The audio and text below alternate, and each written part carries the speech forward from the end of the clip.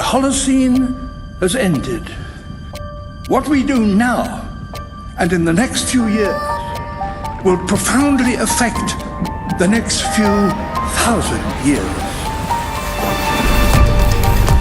The only conditions modern humans have ever known so far are changing, and changing fast.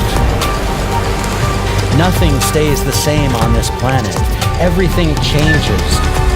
The Earth is going into one of these jumps, and you don't know what is going to be on the other side of those jumps.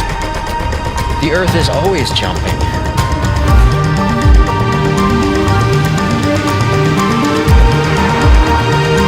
Things move on this planet. Things are not still. Everything is turning.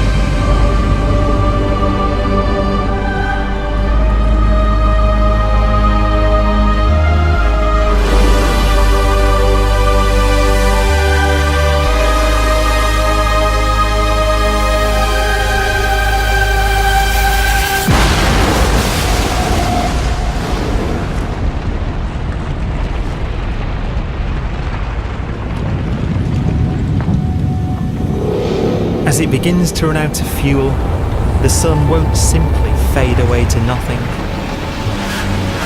Its core will collapse, and the extra heat this generates will cause its outer layers to expand.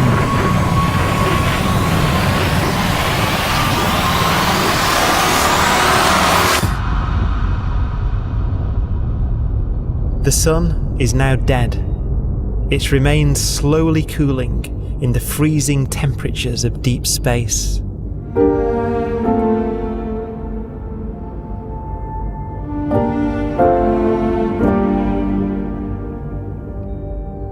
The fate of the sun is the same as for all stars. One day they must all eventually die, and the cosmos will be plunged into eternal night.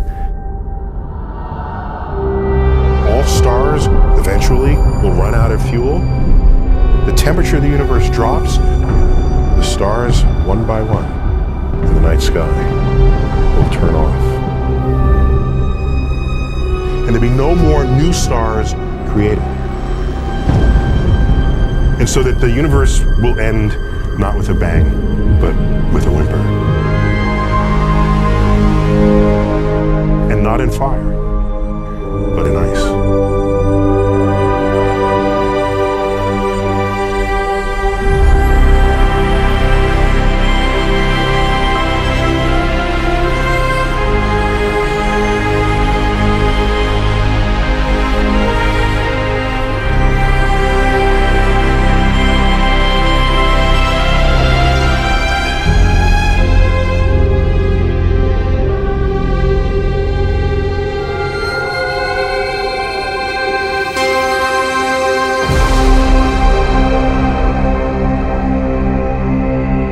With no fuel left to burn, a white dwarf's faint glow comes from the last residual heat from its extinguished furnace.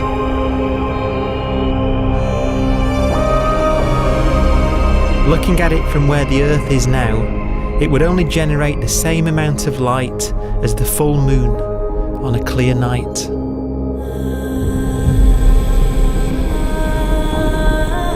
The faint glow of white dwarfs will provide the only illumination in a dark and empty void littered with dead stars and black holes.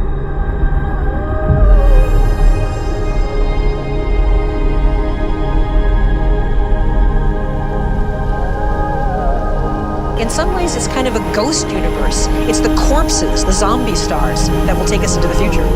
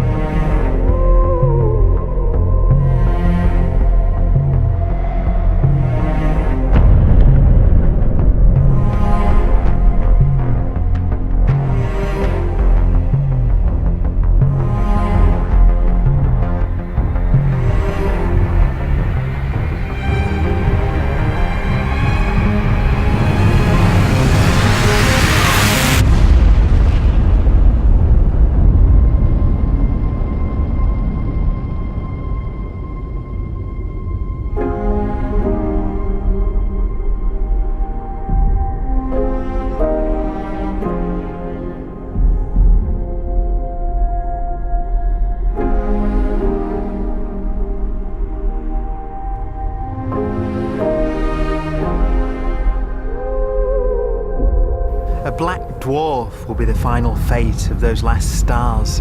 White dwarfs that have become so cold that they barely emit any more heat or light.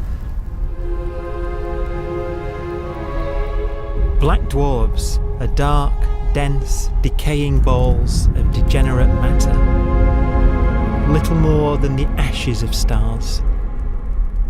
Their constituent atoms are so severely crushed that black dwarfs are 1,000,000 times denser than our Sun.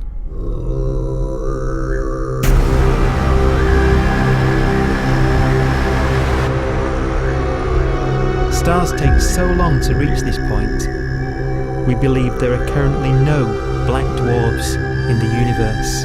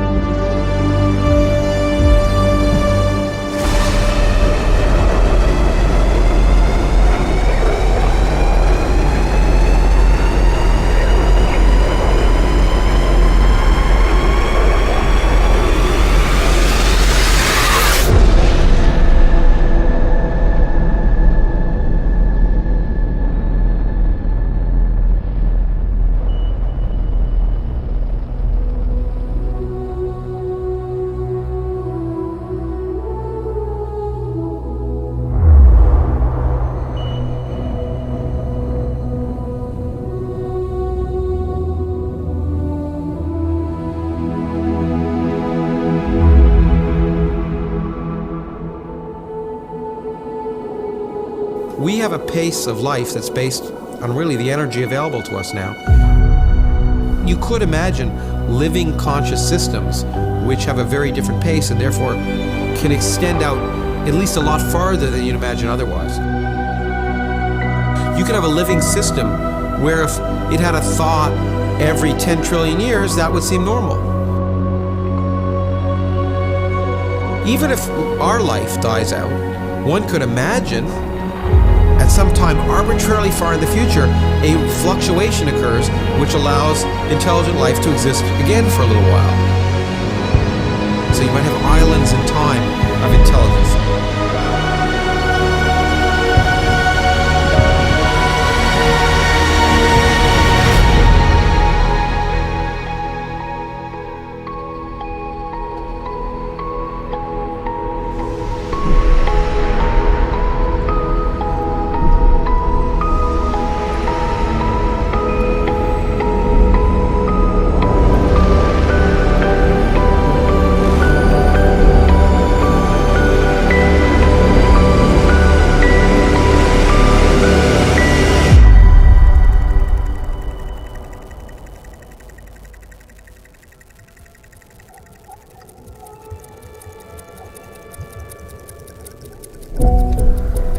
proton, one of the fundamental building blocks of atomic matter, of what makes us up, can just spontaneously fall apart. Any material that evades the pull of a black hole eventually dies away as its protons disintegrate.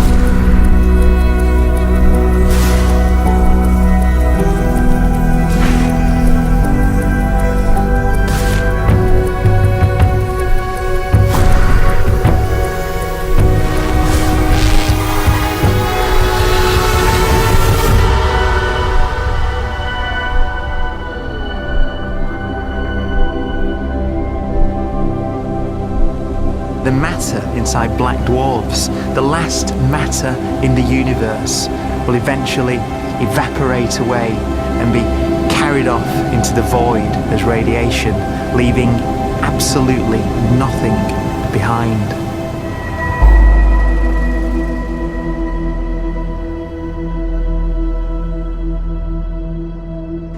With the black dwarfs gone, there won't be a single atom of matter left.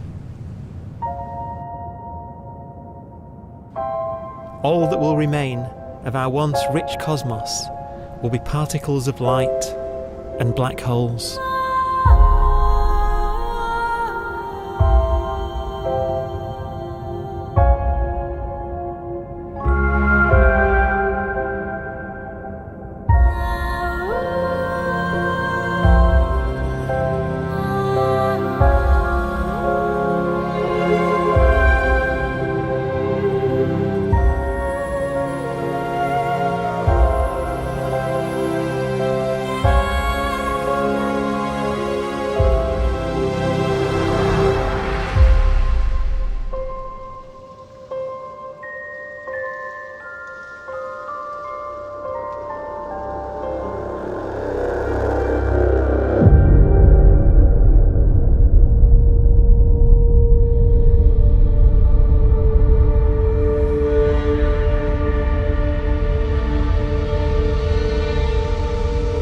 The arrow of time creates a bright window in the universe's adolescence, during which life is possible. But it's a window that doesn't stay open for long. As a fraction of the lifespan of the universe, as measured from its beginning to the evaporation of the last black hole, life, as we know it, is only possible for 1,000th of a billion billionth of a percent.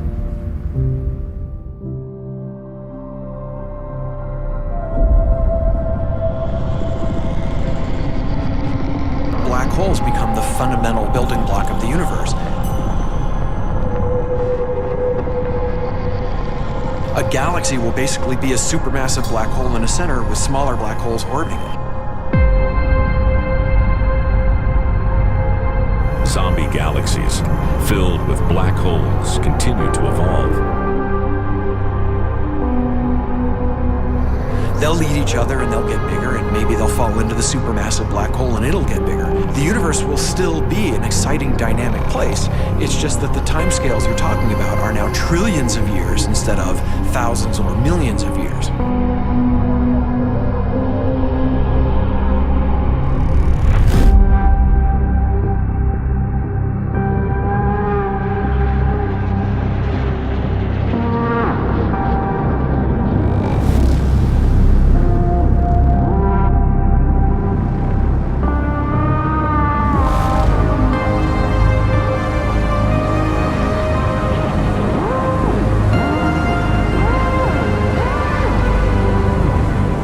Black holes can bang on space-time like mallets on a drum.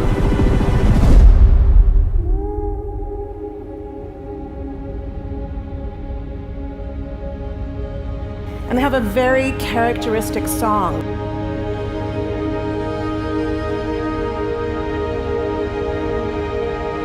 Imagine two black holes that have lived a long life together. At the end of their lives, they're going around each other, crossing thousands of kilometers in a fraction of a second. As they do so, they leave behind in their wake a ringing of space, an actual wave on space-time.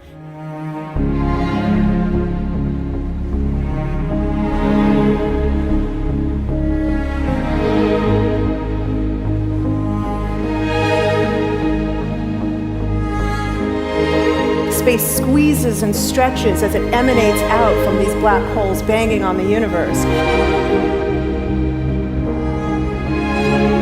Those are the gravitational waves. They are literally the sounds of space ringing.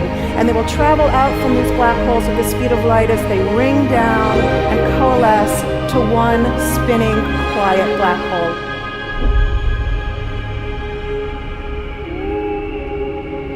If you were standing near enough, your ear would resonate with the squeezing and stretching of space. You would literally hear the sound.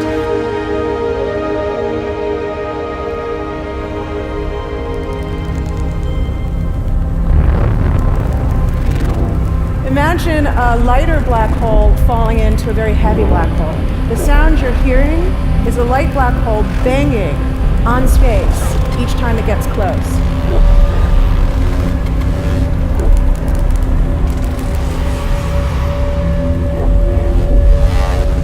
As it falls in, it gets faster and it gets louder.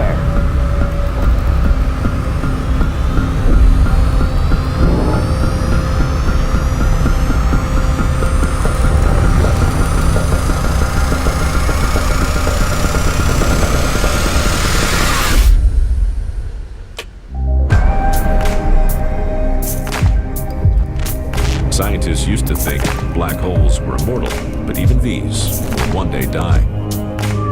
Now we're talking about timescales of unimaginable length, quadrillions of years into the future. On that timescale, even the black holes begin to evaporate.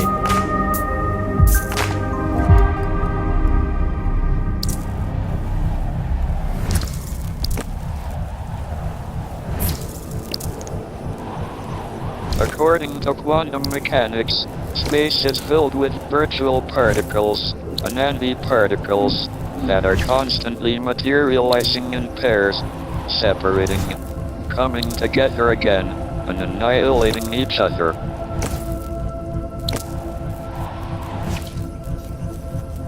In the presence of a black hole, one member of a pair of virtual particles may fall into the hole, leaving the other member without a partner with which to annihilate. The forsaken particle appears to be radiation emitted by the black hole. And so, black holes are not eternal. They evaporate away at an increasing rate until they vanish in a gigantic explosion.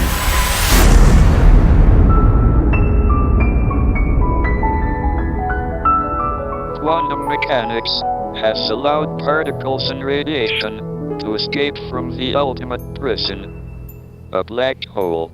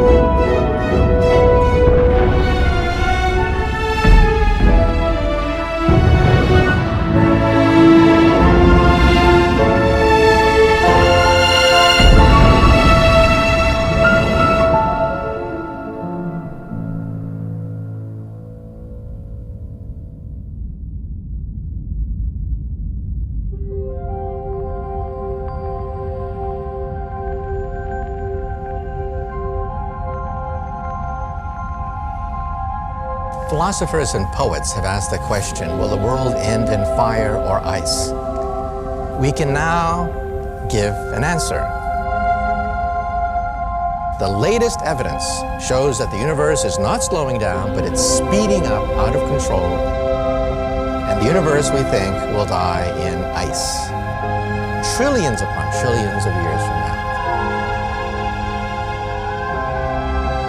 Empty space itself has energy. In every little cubic centimeter of space, whether or not there's stuff whether or not there's particles, matter, radiation, or whatever, there is still energy even into space itself. And this energy, according to Einstein, exerts a push on the universe. What is the weird stuff that's accelerating the universe? We call it dark energy. And this stuff is the dominant stuff of the universe. Almost 3/4 of the matter-energy content of the universe is this dark energy. And we don't know what it is. Dark energy, unlike matter or radiation, does not dilute away as the universe expands. This has crucial implications for what the universe is going to do in the future. So what will be the future of the universe? Well, if the dark energy remains dominant and repulsive, the universe will expand forever.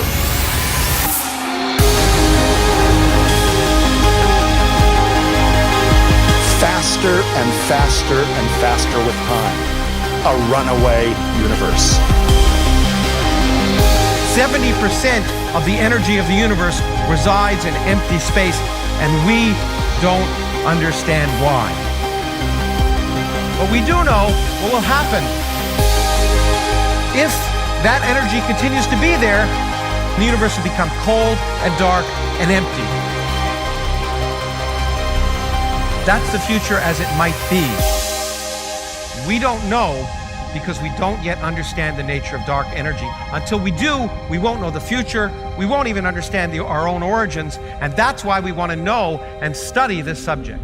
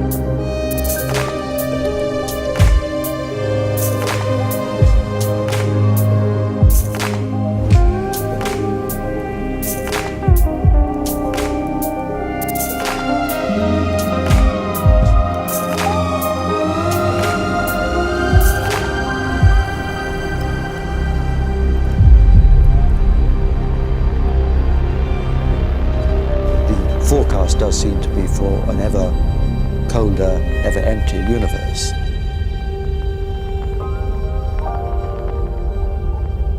But then, of course, we have to ask, could that end lead to a new beginning?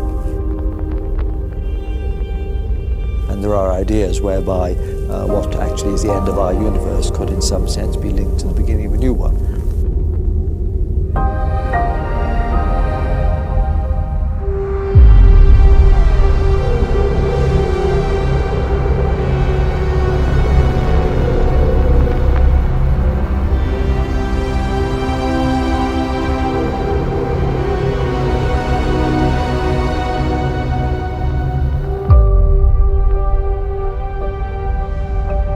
We've worked out the mathematics, the equations. They seem to say that if you have an atom smasher that can concentrate tremendous amounts of energy at a single point, you can perhaps open up a gateway, a baby universe.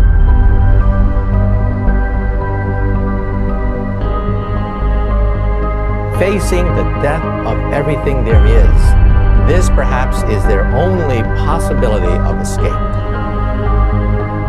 And this also raises a very intriguing possibility, sheer speculation of course, that perhaps any universe that has intelligent life in it will create baby universes, will create lifeboats, and proliferate child universes. So an evolution may take among universes in the multiverse. Survival of the fittest may take place. So those universes which do not have intelligent life are infertile. They have no children. But those universes that have mild temperatures, stars like us, would create civilizations that could open up child universes, and they would then proliferate.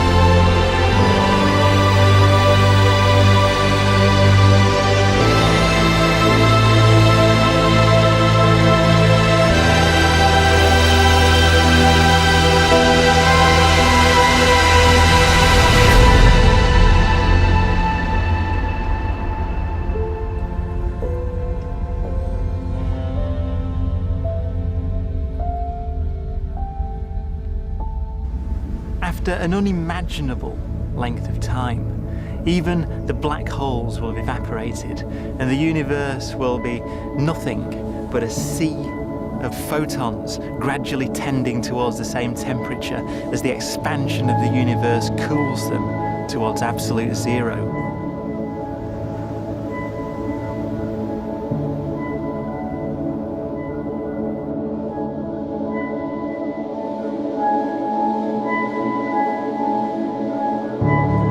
Once the very last remnants of the very last stars have finally decayed away to nothing, and everything reaches the same temperature, the story of the universe finally comes to an end. For the first time in its life, the universe will be permanent and unchanging. Entropy finally stops increasing because the cosmos cannot get any more disordered. Nothing happens, and it keeps not happening forever.